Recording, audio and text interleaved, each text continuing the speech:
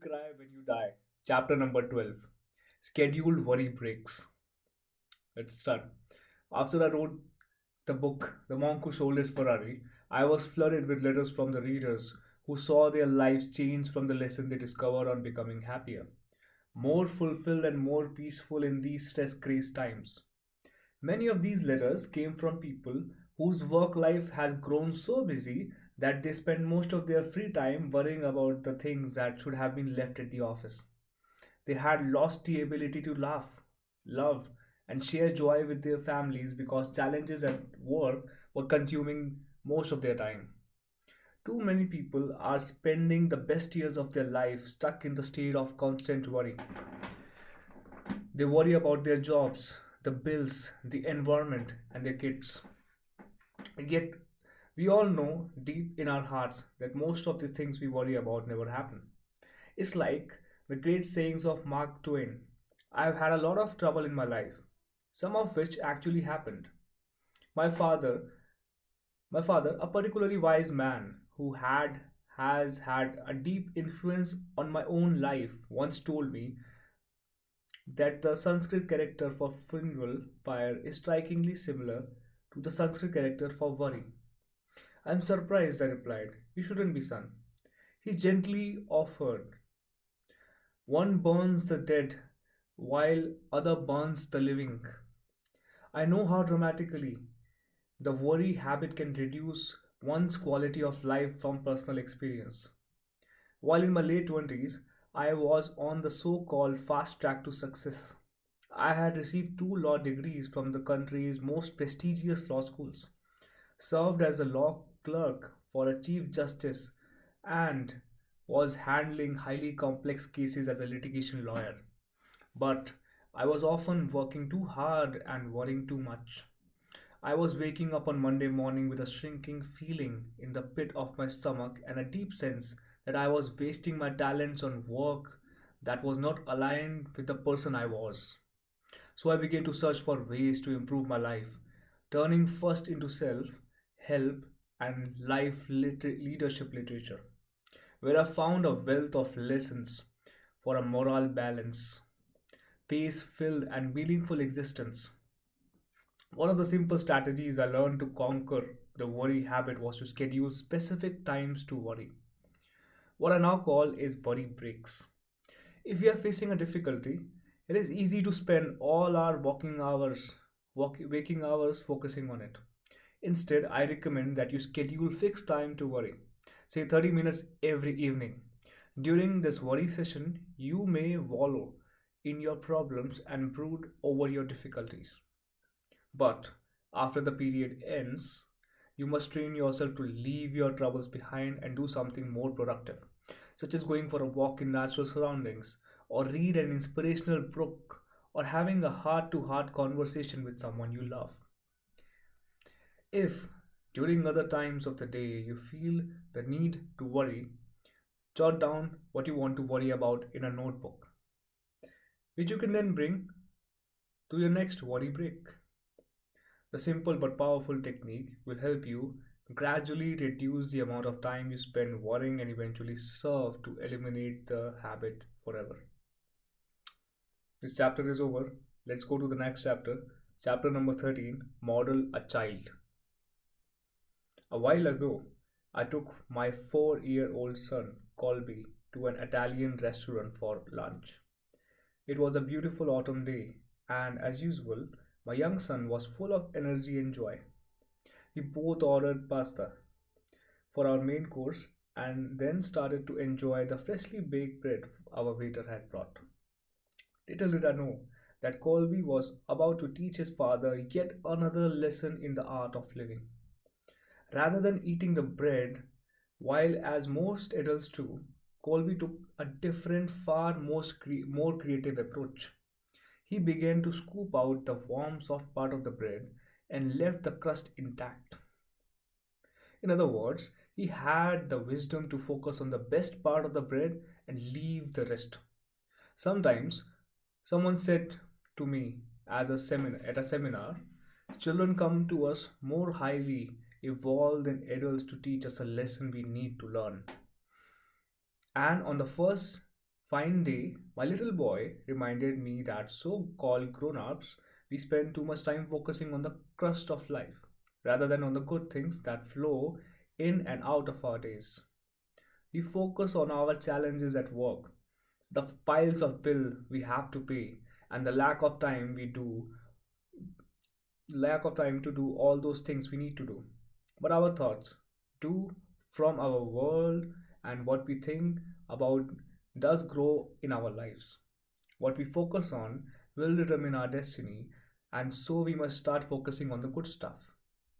In the weeks ahead, make the time to connect to your more playful side, a child within you. Take the time to study the positive qualities of children and model their ability to stay energized, imaginative, and completely in the moment, no matter might bring what might be going around them.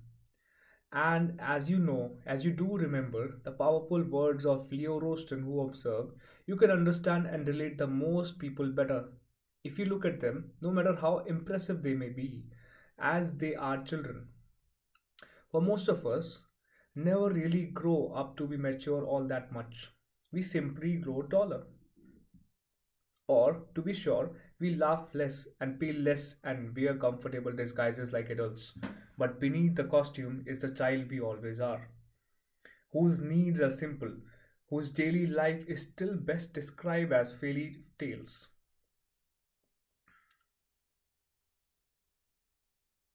Remember, genius is 99% inspiration. The celebrated inventor Thomas Edison is well known for his statement: genius is 1% inspiration and 99% perspiration. While I believe that hard work is essential to a life of real success and fulfillment, I think that being filled with deep sense of inspiration and commitment to making a difference in the world is an even important attribute. All of the great geniuses of the world were inspired and driven by their desire to enrich lives of others.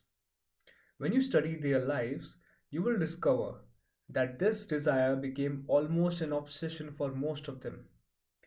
It consumed them and occupied every cell of their minds. Edison was inspired to manifest the wisdom he saw on the picture screen of his imagination into reality. Jonas Salk, who discovered the polio vaccine, was inspired to help others from suffering the dreaded affliction. And Marie Curie, the great Nobel Prize winning scientist, was inspired to serve humanity through her discovery of radium. As Woodrow Wilson said, you are not here merely to make a living. You are here in order to enable the world to live more amply, with greater vision, with finer spirit of hope and achievement. You are here to enrich the world and you impoverish yourself if you forget the errand. How inspired are you in your own life? Do you jump out of bed on Monday mornings or do you simply lie there with sense of emptiness flooding through your body? If your level of inspiration is lower than you know it should be, read a good self-help book or listen to a motivating broadcast. Attend a public lecture by someone you admire, or spend a few hours studying a biography of one of your heroes. Start spending time with the people you are passionate about, what they are doing in their lives, and dedicated to making the best of your life. With a healthy dose of inspiration, you will quickly raise your life to a whole new plane of living.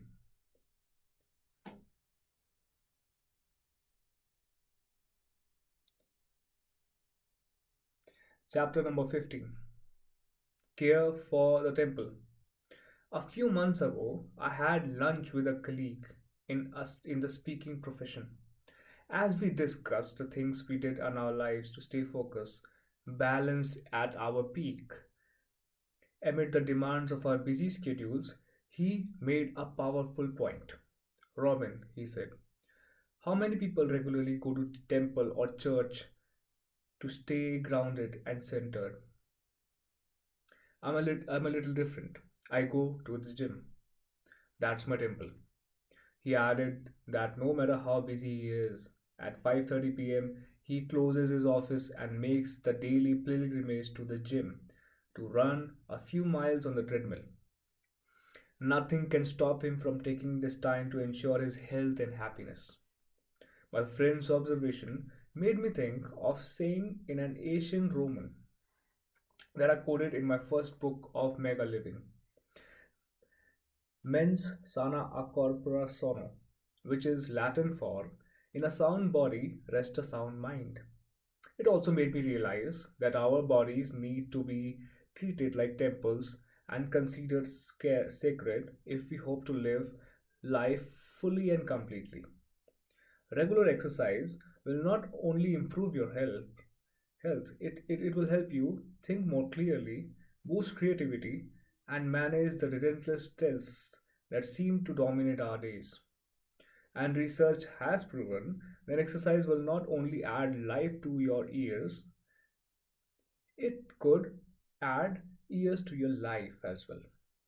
One study of 18,000 Harvard alumni found that every hour spent on exercise added 3 hours on the participant's life.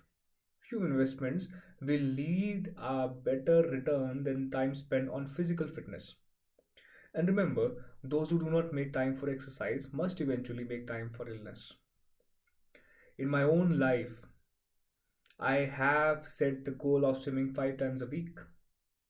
There is something special about the renewing power of swimming that I cannot begin to describe.